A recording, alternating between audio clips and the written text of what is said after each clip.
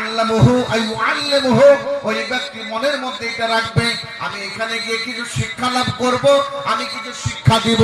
কেউ শিক্ষা গ্রহণ করবে, কেউ শিক্ষা দিবে। ইয়াতাআল্লামুহু, কোন ব্যক্তি শিক্ষা নেবে, আলেমের কাছে দোয়া শিখবে, আলেমের কাছে কোরআন শিখবে, ইমামের কাছে হাদিস শিখবে, ইমামের কাছে কোরআন শিখবে। আইয়ুআল্লিমুহু, তো ওই ব্যক্তি ভালো ভালো ব্যক্তি, দিনদার ব্যক্তি, কোন জন ব্যক্তিকে কোরআন শিক্ষা দিবে, হাদিস শিক্ষা দিবে।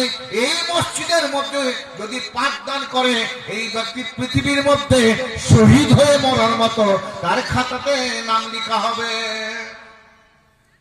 আর যেই ব্যক্তি অমান যা ইলাল মসজিদে লিগাইরি যালিক, যদি ওই ব্যক্তি নামাজের জন্য মসজিদে যায় না, নেকির আশায় যায় না, ওই ব্যক্তি যায় মানুষ মারা গেলে তার খবরটা দেওয়ার জন্য, কিন্তু নামাজ পড়তে কখনো যায় না,